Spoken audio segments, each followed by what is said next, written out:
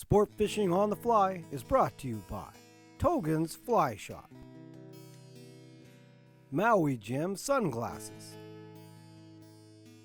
and Hardy Rods and Reels. Good day everyone, and welcome to another segment on the bench. Today I'm going to tie up a really nice muddler for steelhead. It's a nice fly to be swinging in behind with your spay flies, or if you like swinging with single-handed rods, that's fine too. But this spay fishing is a lot of fun if you haven't tried it. Might be something you want to look into. It's very addictive and got a great following now. It's gained flavor over the last 20 years. So let's go over the materials we use as we tie the fly. There's lots of materials. I'm going to have the materials list on here. Don will show that to you. So we do appreciate you dialing in with us. So thanks to Matt King for this. I'm going to try to get it done the way you tied me, Matt. He was good enough to let me demonstrate this for you on Sport Fishing on the Fly. He also sent me the recipe, and to be honest with you, I lost it in my email somewhere. I don't know. I apologize. So Matt, I hope I don't mess this up too bad, dear. You might not do that again if you see what kind of job I do on your flies. So start with here. Let's go with the hook. I'm going to be using a size 4. This is a Togens Salmon Steelhead size 4. It's a nice heavy hook. I'll be using that. The thread I'm going to be using here is going to be some Semperfli Classic 8/0 thread. This is a classic wax thread, 8/0, but it does have, if you've used Semperfli, you're going to find that their threads are nice and strong. So the 8/0, you can lean on that a lot harder than you can with some of the others. Then I'm going to go for the tag. I'm going to use some Mirror Tinsel. That's from Semperfli again. This is Mirage Iris. Looks to me, I'm just going by what I've seen in the picture. So I'm going to tie that right at the bend. This is where the tail tie-in point is, and I'm going to go back and we're tying in the tag. Any of you that tied salmon or steelhead flies know all these terms. Wrap our tag back and then forward again. That's got that. If you want to put some resin on that to make it stronger, that's not a bad idea either. Then for the tail, I'm going to be using some Pheasant Crest from the Golden Pheasant. It's one feather. They got the natural curve to them. It's be curved up. Be sure to pinch that on so it's riding straight. You can tie this butt down or cut it off. We're going to cover this all up. These salmon tires are going to probably get a little, this guy don't know what he's doing. I'm just pounding this out pretty quick, just to get the demo done. I know some guys will spend a lot of time getting their flies done right. Now for the rib, I'm going to be using some 1/16 gold Mirror Tinsel from Semperfli again. Got a little piece of that. Tie that in the top. And there we go, we're ready for our body. I'm just putting a 1/2 inch in here because I'm going to use my rotary vise. The body is seal fur. Now what I've done is I've taken orange and yellow and blended them to get a nice coloration. I think this is more in tune with what I've seen in the picture of Matt's.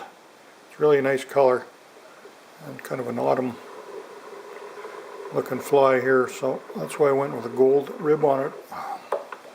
And if you don't have a rotary vise, make sure you use a dubbing loop. You want a nice buggy seal fur body here. Wrap that up about that far behind the eye.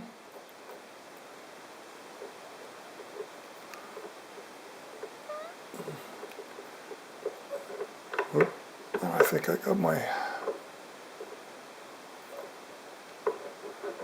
thought I got my tinsel in the way of that tail there for a minute, kind of did. Just rib that forward with gold tinsel. These autumn colors are browns and oranges a lot of time. That looks pretty good. Now I'm just going to get a dubbing picker out here and we're going to brush that out. Get that looking more like a spay fly now. And just sweep these back a little bit. That's going to look really good. Just some flies really catch your attention, and this one's looks really, really fishy to me. It looks so good. Then we'll come in with some turkey quill for the wing.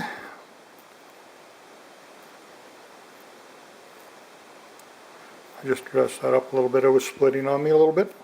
Usually my turkey quills too, I cheat a little bit. I put some, I spray mine with fixative, an artist fixative, and then they don't split as bad. So when I tie this on, I'm pinching my quill in both my fingers. I'm bringing my thread up and tuck my thread in between my fingers. It's loose. I come underneath the shank of the hook and pull straight up, and that should set your wing up pretty nice for you. Keeps it on top.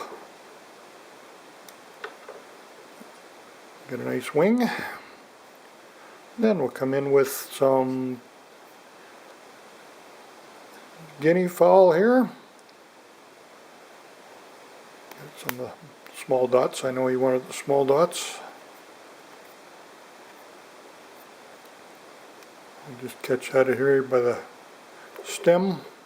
I'm going to take half this feather off one side, then it'll wrap a little nicer. And then when I get it, it's going to give me just a nice little another turn there, just a nice, give a little bit of speckle underneath the collar. I'm just going to tie that back. And that basically looks a lot like what we do on some of the larger ones with that Lady Amherst hackle feathers. Get the nice speckling color there. I want to sweep it back a little bit. It'll look better on the vise, but it will sweep back in the water really, really good. I don't want anything interfering with my wing. And then I'll come in with some nice deer here. Clip off. I usually pitch off a little more than I need. I clean out the under fur on it, of course, so it stacks.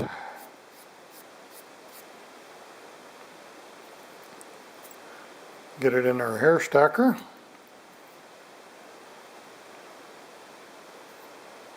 Tap that down.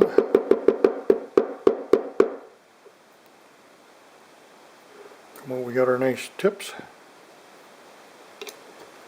Like when I find hair with nice short black tips on them, I buy that.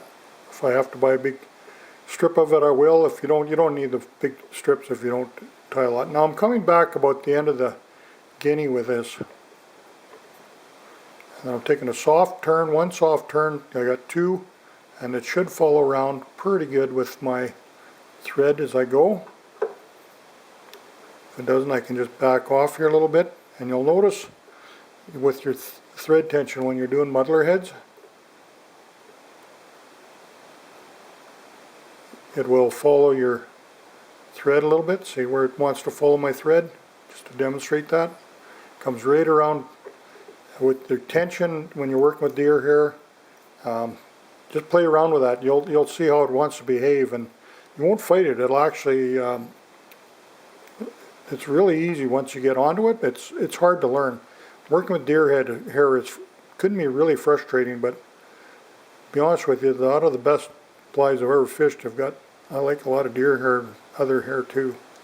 So I put a nice head in front of that, and you can get a whip finish on that.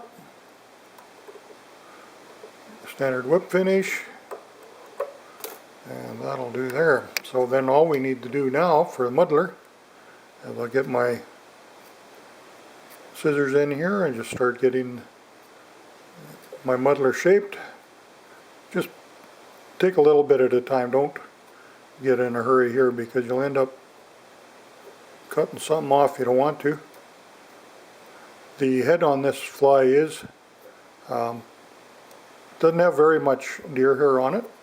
It's going to push a little bit of water, but we don't want it too bulky in here, taken away from her pattern either. There's really just a few strands, and I think I'll stop about right there with it. But that's a really nice fly. I'd like to thank Matt King again for showing that to everyone on the internet. I thank you for letting me showcase it here today for you on the bench, folks. And like I say, I'd like to thank all our sponsors again. Thank you for watching, and look forward to seeing you on the bench real soon.